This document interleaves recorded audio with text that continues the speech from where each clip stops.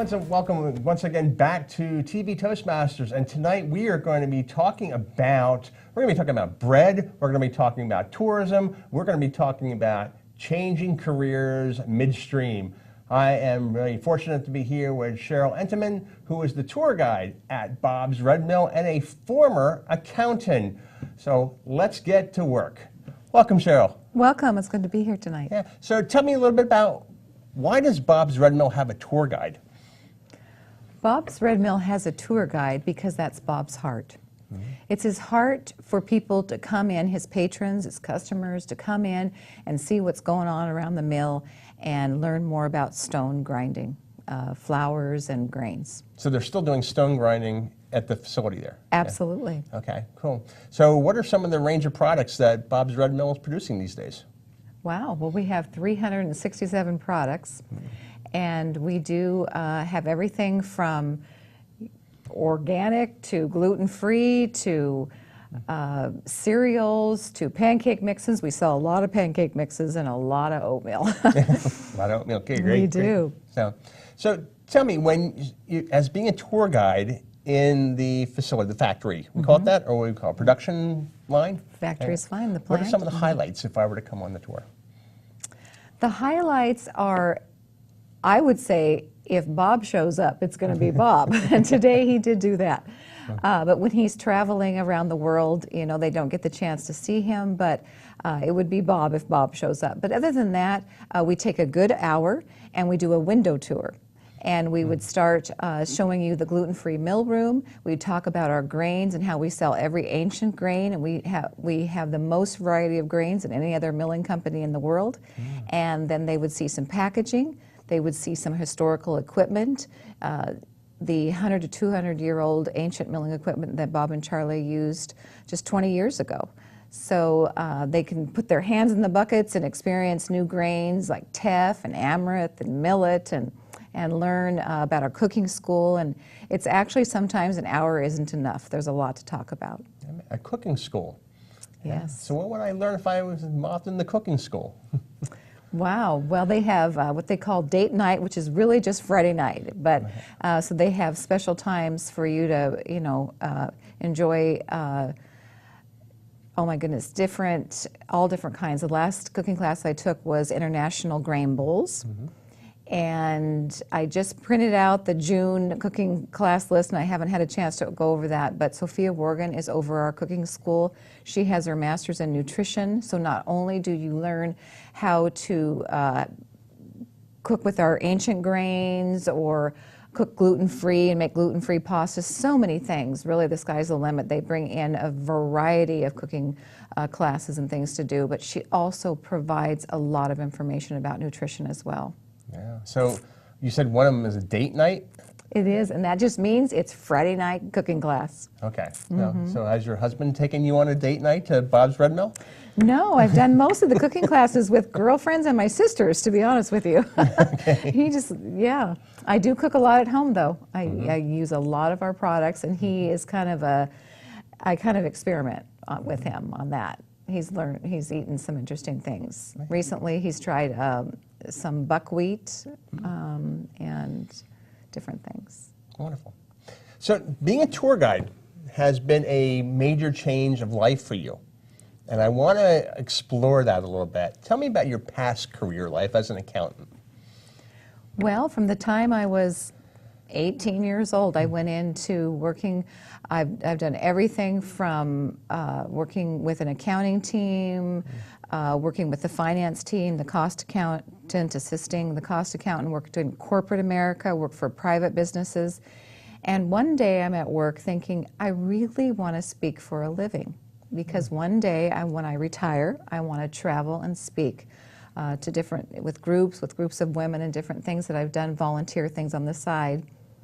And I thought, what could I do? And then the tour guide came to my mind. And during that time, I just did a Google, and Bob's Red Mill was hiring a tour guide. And it took them a little bit, because accounting and speaking sometimes don't go hand in hand. And sometimes they do with different meetings and categories. Yes. But After a long process in sitting in Bob Moore's office and telling about myself and his intuition, he hired me in 20 minutes. Yeah. So as you look towards your future life, what do you want to speak on? What's your niche? What's your expertise? Well, let's start currently. I am just enjoying, honestly, meeting people from all over the world. It's amazing who comes in for a tour. The other day, a lady representing Better Homes and Gardens walked in, and she got to tour Bob's Red Mill. We had an advertisement we have an advertisement in the May issue of Better Homes and Gardens. I just meet all kinds of people from all over the world, and right now I'm just really enjoying that. But in the future, it would have a focus really on encouraging women, mentoring women. It would probably have a women focus on sharing things that I've gone through personally, and challenging them and encouraging them through life's ups and downs and hardships to keep your chin up and keep going, because there's a plan for their life. So you talking about life's ups and downs, and so in the future we're looking at you on the stage, talking. What personal story are you going to share about a life and up and down? Wow. Well, right now, I share Bob Moore's story about his ups and downs. He's been through a lot, and his book, People Before Profit, shares a lot of that. And one of the statements or things that we share on the tour is the perseverance attitude, the never give up attitude to reach that foundation of success in life. So I would say that the focus would be probably for me personally on the adversity as being a single parent, experiencing a loss of a husband and having to take on the role of being a mom and a dad, not having the dad, and single parenting, and the resources they have out there to access to help them get through hard times, and just the encouragement that women can provide each other during these times. So how old were your children when you became a single parent? The youngest one was 6, the middle one was 9, and the oldest one was 12. So what resources did you draw on to get through that period? I would say everything from practical to spiritual, both, and also even just having time, finding time to even exercise and having them come along with you, riding their bike or their scooter or their skateboard, but really just finding resources for food being donated or coupons to use or things out there that you have, being part of. I don't know what you call it. I guess honestly, there's a reason why we have food banks, because when you need food, you need food. Yeah. And then just that encouragement of going to a single parents group where other moms were coming together, and we were being encouraged, just through, honestly, pastoral encouragement and care. That is also very important. And then taking time with other families and girlfriends to talk it out, and then time to go with the children and just have good times together, taking care of walking around a golf course, or spending time with them to get your exercise and your downtime with them as well. So your story is going to be one of perseverance through dark times, and how you put the supports, the important supports in to carry you through that. Yeah. It is. So you're developing a speaking business. I am. And right now, so you're involved in Toastmasters. Yes. Why did you go to Toastmasters? And who recommended you go? Being a member of Toastmasters is also something new, because now that I speak for a living, it was a suggestion from my oversight at Bob's Red Mill. One of the other marketing colleagues has done that for 3 years, and she even, I don't know if plays the word, but she served as president for 1 year and encouraged me to go, and she shared the value of that.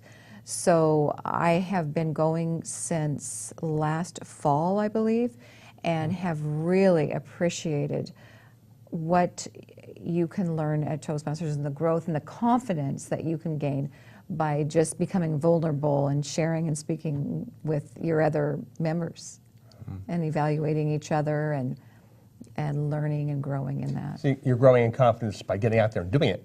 Absolutely. Yeah. It's showing up and Yeah. getting it done. Which sounds like a So- message you also want to share with women in the years ahead. Life is a lot about just showing up and getting it done. It's true. Yeah. Very practical. Yep. Yeah. Very practical things. Just making that effort. And absolutely. And it is very interesting because of the overcoming and I've done in my own life, being able to share some of the things that Bob has overcome. I can relate. I think we all can find things that we can relate in that category. And it just gives me that passion to share his story of perseverance because I understand the value of that personally. So your children were 6, 9, and 12, right? Now you're grandmother, though. I am. So we're talking years later. Yes. What is the one parenting lesson you share with your children? What's the big one? Or what is one? Because they're all big, aren't they? To listen. I think to listen, and also you really can't be their friend until later in life because it's hard to be a parent and a friend because you're teaching them life lessons, and if you don't agree on something, you got to hold your head up high and share with them what's best for them. And at that time, they're probably not going to think that that's what's best for them, and they don't want anything to do with you. I and didn't, so not at knowing that age, that no, I yeah. can't be your friend, I'm your parent right now, and so I am enjoying now that my daughter is 33, I can be a friend. Well, I thank you for joining us today, and what a fascinating story, and wish you well on this career transition. Thank and you. someday I expect to see you on the conference circuit, right? You'll be there. So, Absolutely. Cheryl Entenman. So I've been here with Cheryl Entenman from Bob's Red Mill, and who is a tour guide, and actually in process of re-careering to be out there and be a motivational speaker. So thank you for joining us, and have a good evening, and let's all get back to work.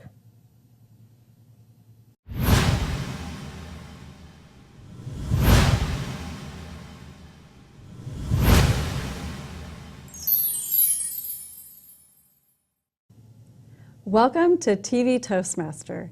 I'm here today with Bill Clark as our guest, and I am Pam Mills, your host. Welcome, Bill, and very we're much for glad to having me. have you. Thank you. Bill is a member of Wagon Tongue Toastmaster at the Oregon City Library. And how long have you been a Toastmaster? I've been in Toastmasters off and on for the last 5 or 6 years. I took a sabbatical for a little while just because life got busy, but I've been back with Toastmasters for a few months now. Getting back in the hang of things. I learned by not being in Toastmasters that I really need to be in Toastmasters. Good. Well, we'll talk a little bit more about Toastmasters toward the end of the interview and how it's played a big part in your business. But tell us a little bit about yourself. My name is Robert William Clark II. Everybody calls me Bill or Billy. I was born in Portland, grew up in Milwaukee, went to Rex Putnam High School, graduated in 1980. I have a wife of 28 years, no kids, a dog, and I'm into Harley Davidsons. That was a quick overview of your life. That was very quick. I mean, there's a lot in between, but actually when I graduated high school and ended up moving to California, I stayed down there for 13 years, and for about 5 years I was in the music industry down in the LA area. Most of your life has been spent right here in the Right Oregon in City Oregon, area. Yeah. I've been in Oregon City for Milwaukee. excuse me, sorry. I've been in Oregon City for close to 20 years, and I lived in Milwaukee till I was 19 years old, till I moved to Huntington Beach, California. All right. So you are a mortgage broker with Fairway Independent Mortgage. I am. And how long have you been in the mortgage business? I've been in the mortgage industry for 22 years. I started November 1996. I used to work in the fabrication painting business, and I knew that that wasn't a healthy industry to stay in. So I ran into a friend leaving the gym, and he owned a mortgage company, and he asked if I wanted to come and check it out because I wanted to get out of the fabrication industry. And so for about 6 months, I trained in the evenings, read, and we didn't have the access to computers and everything like we do now, but And in '96, I jumped ship, went to full commission, and been doing it ever since. Wow. It's been a run. How has the industry changed in the last few years? Well, we all have heard about the non-prime loans. We've heard about all that bad stuff that happened prior to 2008. It finally collapsed. Everything just blew up. I mean, people were losing houses. People, you know, between their rates adjusting, the loans they were in were crappy loans. When 2008 hit, everybody kind of took a step back. Fannie Mae, Freddie Mac, HUD, everybody, and kind of changed everything. So it's going through the loan process is a little harder now than it used to be, but it makes more sense now. There's a lot of people, I mean, I just closed a loan yesterday, or it will close today, and I had to put the poor guy through the ringer. Really? But it was just because of his criteria in his life. It wasn't anything other than himself, but we got through it. And as long as you have patience, you work with the people, and you let them know what's going on throughout the process, they'll stick with you to the end. How many different loan types are there? Well, we have, you know, FHA. The most common is FHA conventional, which is the Fannie Mae loans, VA and USDA. Believe it or not, there's more loans coming up now, bank statement loans again. Wow. There's stated loans coming back. And instead of calling them subprime like they did prior to 2008, they're calling them non-prime.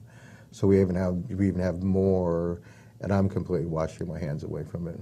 I'm not going to touch any of that stuff. It's too confusing, or It's not even too confusing. I think it's going to end up being back to where it was when, if you had a pulse and you had a good credit score, you could buy a house. buy a house. And I think they're trying to kind of gear that because, you know, they say it's a right to own a house, but really it's a privilege to own a house. You have to earn it. You can't just have a good credit score. So if someone wants to see if they could buy a house, and they're thinking about that there may be a chance that they could get a house, should they hire or find a realtor first, or should they go through the pre-approving process first? That's a great question, because for 22 years, we've been wondering why people go to the real estate agents first, because they're not the people with the money. Right. People go out, it happens every day. I mean, I just met some clients Saturday at an open house. They didn't have and it's surprising, they didn't have an agent or a mortgage person. Wow. So I ended up getting the deal, but that's very unusual. Most everybody goes to the real estate agents first, totally backwards. They don't know what they qualify for, they don't know what kind of loan programs they have. Real estate agents, no offense to real estate agents, I'm not saying that in a bad way, but they don't know the people's credit and their criteria and what kind of hardships or what kind of good things have happened in these people's lives. So going to a mortgage lender, a mortgage advisor first is the key, because I can run all the numbers, I can look at all the different loan programs, maximum qualify them, and then show them what they're comfortable with. Then they can go out and feel comfortable writing an offer instead of falling in love with the house. And all of a sudden they can't get it because they had a BK 2 years ago or a foreclosure 2 years ago. So a good realtor, when you meet with a realtor, they're going to say, okay, let's go find you a mortgage broker first. That would probably be the right pattern to go to. That would be the right pattern to go to. Honestly, they should refer them to somebody they're working with. You know, everybody knows, they said the average person knows about 8 real estate agents, and everybody knows a mortgage person or a banker. Just off the subject real quick, the biggest thing that I think is better for coming to myself and Fairway is we're a non-depository bank, so all we do is mortgages. I mean, we do them really well too. We're in all 50 states. We've been around for 22 years, and we have the technology and the support to get people, literally we can close loans in 10 days right now. Wow, that's pretty fast. Yeah, so going back to the real estate agent, you know, real estate agents like to have a little more control over everything. So if they refer their lender to them, then they feel like they're in the whole groove the whole time. But it really, a lot of times, backfires when they go to the agent first, because the people get their hopes up on a house. And believe it or not, I mean, somebody can tell me they make $75,000 a year, but they actually only make $72,000 a year. Makes a difference. They round up, and all of a sudden they don't qualify for the house. So if there's a couple out there, family, that are thinking about buying a house, maybe a year down the line, 6 months to a year, what would that look like for them? What process would you put them through? What advice, I guess, would you give someone that would really like to get into a house, needs to save some money? What's some advice that you would give to them? the first thing I would tell them is to talk and talk and talk and find out if they're ready as a family to buy a house. The other thing is they really need to know where they want to live. You know, some people want to just live in Gladstone, and that really makes it limits it way more than if they could at least Clackamas County. When I tell people that call me that say that exact same thing, we're looking 6 to 12 months out, I ask them to come in. I want to sit down, consult with them, go through their credit, go through their income. If they have credit issues or any kind of seasoning issues on something, a bankruptcy or foreclosure or something, I want to sit down and put a game plan together with them. I have people in my pipeline that I've been working with for 2 years, and sometimes it just takes a long time. But when we go through a credit thing, we look at their credit and go, you got to pay this off, and pay this off, or you have to create credit, so you go get a Home Depot card. Just start establishing yourselves. And I'm doing a loan right now for a 19-year-old girl. Wow. And I think that's my youngest. And That's impressive. It is impressive. And when I get a 19, 20, 21-year-old come in to want to buy a house, it totally encourages me. It makes me realize that there's still some good kids out there. Wow, that's Yeah. amazing. Well, that's some good advice for them to start that plan instead of, okay, now we're ready, let's buy a house, and then they find they're not. And that's a big disappointment to them. So if they had a plan, so if anyone's out there listening to this, if they want to buy a house, to go see you or a mortgage broker so that they can set up that plan. Preferably me. Yeah, preferably. The thing is it comes down to planning. I mean, these young people that are buying the house, I talked to her boyfriend 2 years ago about buying a house, and it took me that long to get him in a position to buy. Okay. She was okay, but the big thing is I really want people to understand the responsibility of buying a house. Your trash isn't paid for, none of that stuff's paid for when you buy a house. Right. And I spend literally, my coworkers joke with me, but I literally spend 2 hours with my clients, if not longer, getting to know them, getting to know what they want, where they want to live. I just met with some clients for 2 hours, and then all of a sudden I realized they want to live in Arizona. But that's okay. That's a big commute. It's a big commute, but I'm getting my license in Arizona, so I don't mind helping them now because I know I'll get to help them in the future. Oh, good. That's awesome. Well, in your business, I know you do classes and training and you help other people, and I'm assuming that that's where Toastmasters has come in with your business. So what are the biggest benefits with the leadership track and the speaking track of Toastmasters that you've seen in your business, and how has that really benefited you professionally? Well, I've been doing mortgages for, say, like 22 years. I teach continuous education classes. I want to start doing video and stuff, but this hanky I got right here, when I first started, I used to sweat everywhere I went to do a class. If it was a 5-person presentation or 50, I got so nervous about it. My gut just ached before. And I would literally be in front of a class sweating and even apologize. And what Toastmasters did for me, it made it where I don't have to think like that. I don't have to sweat. I don't have to worry. I mean, I still get that little butterfly, but I still know what I'm talking about. I mean, like everybody says, even yourself in your profession, we know 99% more of what the people we're teaching. So if you can keep that in your head and be relaxed and prepared. One of the biggest things Toastmasters did was help me prepare, because I used to do everything the day before because I thought if I started too soon I'd get nervous for even longer. But what it's really helped me do is not just the classes, but my one-to-ones with clients, new couples, new clients, new real estate agents. The impromptu part of Toastmasters has really helped me because I could be at a function, a meet and greet, and not have a clue what somebody is going to ask me or who's going to ask me. And it's just made me relax more and understand that, I am the professional. Toastmasters is really bringing that out of me. And I still get nervous once in a while, but it's nothing like it used to be. That's great. That's great advice for anyone out there. A lot of people think, well, I don't public speak, so I don't need to join Toastmasters.